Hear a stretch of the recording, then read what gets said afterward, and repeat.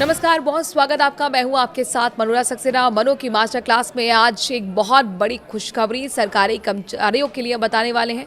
दरअसल प्रधानमंत्री नरेंद्र मोदी की अध्यक्षता में शनिवार को ही केंद्रीय कैबिनेट की बैठक में केंद्रीय कर्मचारियों के महंगाई भत्ते में 2% की बढ़ोतरी को मंजूरी दे दी गई है। ये बढ़ोतरी 1 जनवरी को 2026 से लागू होगी और इससे कर्मचारी की सैलरी में इजाफा होगा। कैबिनेट ने केंद्रीय कर्मचारी के लिए अतिरिक्त महंगाई भत्ता और पेंशनर्स के लिए महंगाई राहत जारी करने को भी मंजूरी दे दी है। ये बढ़ोतरी मौजूदा 58% की दर से 2% ज़्यादा है, जो महंगाई को असर को कम करने के लिए दी जा रही है। सरकार के मुताबिक डीए और डीआर बढ़ाने से सरकारी खजाने पर सालाना करीब 6,791.24 करोड़ रुपए का अतिरिक्त बोझ पड़ेगा। इस फैसले से लगभग 50 लाख से ज़्यादा केंद्रीय कर्मचारी और 68 लाख से ज़्यादा पेंशनर्स को फायदा मिलेगा।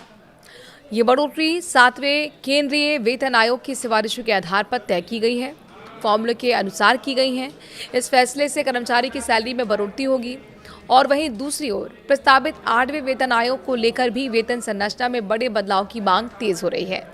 इसी बीच national council joint consultative machinery ने सरकार को दिए ज्ञापन में फिटमेंट फैक्टर को 3.83 तक बढ़ाने की मांग की है।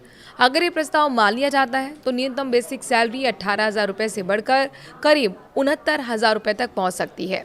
फिटमेंट फैक्टर एक ऐसा गुणांक होता है जिसके जरिए महंगाई और जीवन यापन की लागत को ध्यान में रखते हुए कर्मचारी की सैलरी तय की जाती है। NCGCM ने इसके अलावा हर साल 6% वेतन वृद्धि, प्रमोशन पर 2 इंक्रीमेंट और कम से कम 10,000 रुपये का लाभ देने जैसे सुझाव दिए हैं। अगर ये बदलाव लागू होते हैं तो देश के 50 लाख से ज़्यादा केंद्रीय कर्मचारी और 65 लाख पेंशनर सीधे तौर पर प्रभावित होंगे।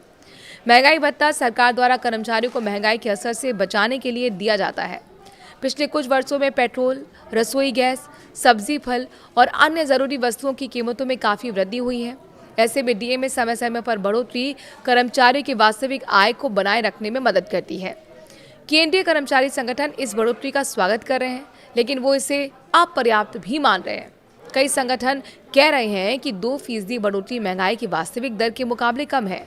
वे 8वें वेतन आयोग के गठन और फिटमेंट फैक्टर में उल्लेखनीय वृद्धि की मांग लगातार कर रहे हैं। सरकार अब डीए और डीआर की अधिसूचना जल्द जारी करेगी। कर्मचारियों को मार्च या अप्रैल 2026 के वेतन में एरियर के साथ बढ़ा हुआ डीए मिलने की संभावना है। या फैसला केंद्र सरकार के कर्मचारी के लिए एक सकारात्मक कदम है, लेकिन 8वें वेतन आयोग की मांग पूरी होने तक कर्मचारी आंदोलन जारी रखने के संकेत भी दे रहे हैं। महंगाई के इस दौर में 2% डीए बढ़ोतरी छोटी राहत तो है, लेकिन लाखों परिवार के बजट में निश्चित रूप से सुधार लाएगी। अब नजरें 8वें वेतन आयोग और फिटमेंट फैक्टर पर है, जिससे वेतन संरचना में क्रांतिकारी बदलाव आ सकता है।